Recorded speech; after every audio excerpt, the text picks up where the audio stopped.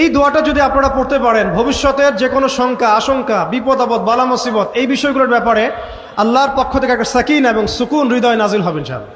একবার আমার মনে আছে যে একটা জটিল মাসালা নিয়ে আমরা আমাদের মুহতারাম খতিব সাহেব, বাইতুল মুকাররমের বর্তমান খতিব সাহেব, তার দ্বারস্থ হয়েছিলাম। একটা মুশকিলা দেখা দিয়েছে, একটা দোয়া শিখিয়ে দেন যে দোয়ায় আমল করলে ইনশাআল্লাহ এটা চলে যাবে। তা আমাকে তিনি পার্সোনালি বলেছিলেন যে এই দোয়াটা যেটা আমি এখন শিখিয়ে দিচ্ছি আপনাকে, এই দোয়াটা জিবরাইল আলাইহিস সালাম রাসূলুল্লাহ সাল্লাল্লাহু আলাইহি ওয়াসাল্লামকে শিখিয়ে দিয়েছিলেন, এবং রাসূলুল্লাহ সাল্লাল্লাহু আলাইহি ওয়াসাল্লাম এই দোয়াটা খালিদ বিন ওয়ালিদ রাদিয়াল্লাহু আনহুকে শিখিয়ে দিয়েছিলেন। তো শোনার এবং শেখার খুব আগ্রহ ছিল, তা আমি লিখে নিচ্ছিলাম এবং নোট করছিলাম।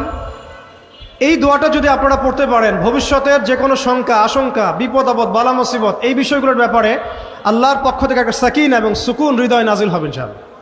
একটু বড়, যেহেতু এখানে তালেব ইলমগণ অনেক, তারা তো শুনলেই মুখস্থ করতে পারবেন, তাই আমি নোট করে আনছি।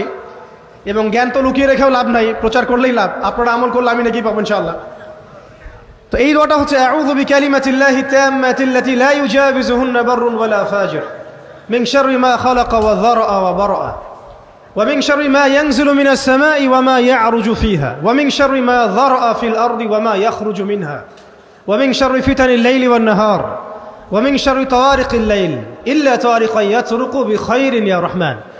এই দোয়াটার উপর আমল করতে থাকেন, দেখেন ভবিষ্যতের আশঙ্কা দূর হয়ে যাবে ইনশাআল্লাহ। আল্লাহ পাক আমরা সবাইকে 4টা গুণ হাসিল করার তৌফিক দান করেন।